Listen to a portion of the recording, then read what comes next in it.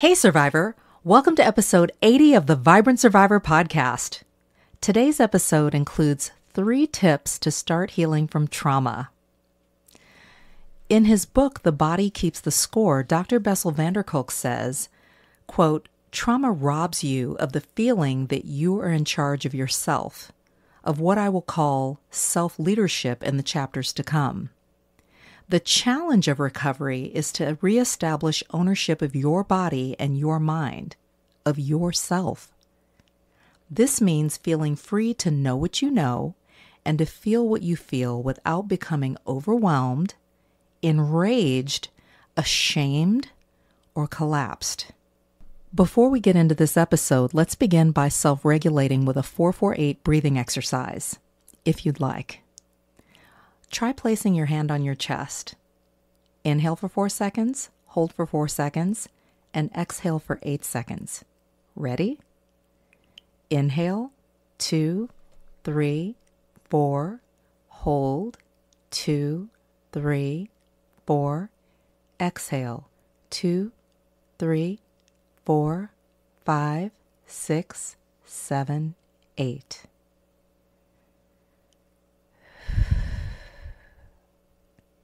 What do you notice in your body? Now, grab your notebook and pen, and let's dig in. Hey Survivor, welcome to the Vibrant Survivor podcast. Do you want to disconnect from a narcissistic or toxic situation and heal? Are you Googling how to identify a narcissist, narcissistic abuse, and boundaries? Are you feeling stressed and lonely while trying to avoid being sucked back in and lied to again? Hey, I'm Lesley. As a busy wife and mom, I fell for the lies and manipulations of narcissists. I wasted my time, talents, and money on users who kept moving the goalposts. I wanted real relationships and business opportunities and to enjoy life with my family. Instead, I struggled with anxiety, panic attacks, and insomnia, and I couldn't trust my body or anybody until I took a holistic approach to healing. In this podcast, you'll find tips for healthy living, trauma healing, and boundaries so that you'll have the freedom, confidence, and inner peace to respond, not react, after narcissistic abuse. Take a deep breath in, let it out slowly, and just relax. This time's for you. Hey Survivor, do you want to heal after narcissistic abuse? Come and join me in a closure coaching session.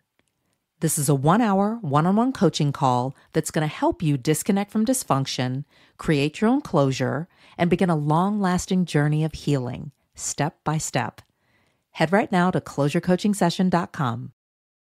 I remember hyperventilating, like a lot, being hypervigilant, struggling with survivor's guilt, body betrayal, and shame after being in close proximity to an alleged murderer and other narcissists in my life.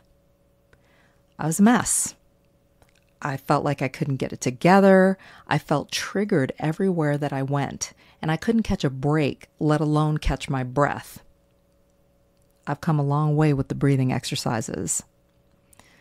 And the realization that I'd been lied to and used to prop up their false images and narratives, and that I had exposed myself and my family to these characters felt unbearable at times. And because some of those hard lessons in my life had to be reinforced in order for me to get it, I started my healing journey over multiple times. Please tell me I'm not the only one. Here are 3 tips to start healing from trauma. Number 1, develop a Bruce Banner brain. Any Incredible Hulk fans out there? Anyone? The first step in your healing journey is learning to regulate your brain. When I say Bruce Banner brain, I'm talking about a cool brain state of calm and control versus a Hulk brain, which is a hot brain state of rage and aggression. Here's how you can start. You can spend a few minutes each day practicing mindfulness or meditation. I love the Calm app for a variety of simple exercises that I can do literally anywhere. And this helps me to reduce anxiety and improve my emotional regulation. And it can help you too. You can also establish a daily routine that includes regular sleep, healthy meals made with real foods, and at least 20 minutes of exercise daily that you will do. And this consistency that you establish helps your brain to know what to expect and helps to reduce stress and promote stability. You can also identify and limit your exposure to triggers that would escalate your stress or anxiety. And this could mean setting boundaries with certain people and or avoiding specific situations or places. Now, if you've got something to write with or something to take notes with, take a moment to jot down some ideas for integrating these practices into your life. What's one small change that you can make today to help regulate your brain? Number 2, seek safety, security, and stability. This next crucial step is creating a sense of safety, security, and stability in your environment and within yourself. So this can include creating or going to physical spaces where you feel secure and at peace. A cozy corner in your house or in your room, a favorite park, your favorite cafe, or even your car. Another would be practicing grounding techniques like, for example, a 5-4-3-2-1 exercise where you identify 5 things you can see, 4 things you can touch, 3 things you can hear, 2 things you can smell, and 1 thing you can taste. And this can help anchor you to the present moment. I had a similar session with a therapist that I was working with, and she had me do a room scan as a grounding technique. It's kind of similar, but basically I scanned the room and I called out things that I saw in the room. There's a plant in the corner. There's a Persian rug on the floor. There's a vase on the shelf. Things of that nature that help me to get and stay grounded in the moment so that I could have a productive session. Another thing would be to prioritize self-care activities that nourish you, like reading a book, taking a bath, or engaging in hobbies that you love. You know me, Survivor. I love gardening.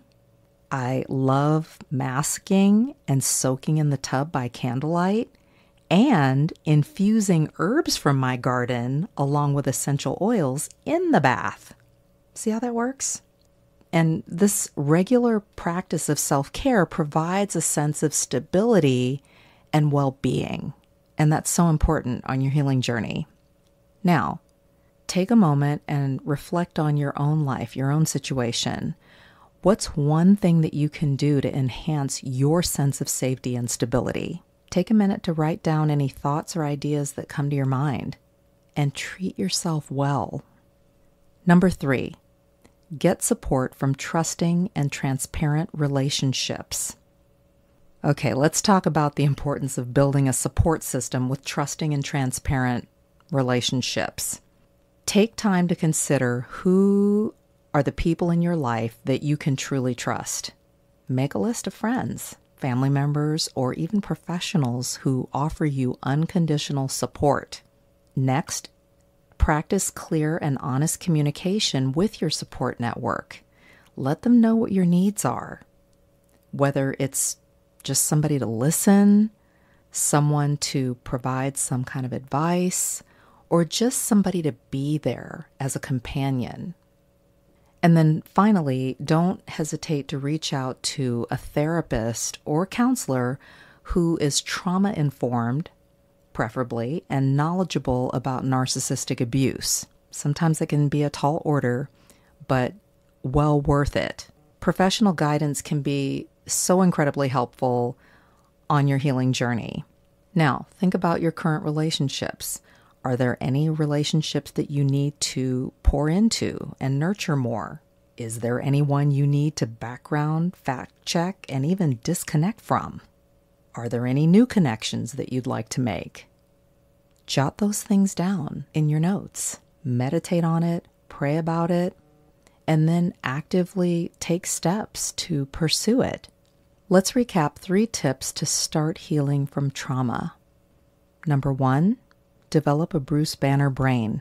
Number 2, seek safety, security, and stability. And number 3, get support from trusting and transparent relationships.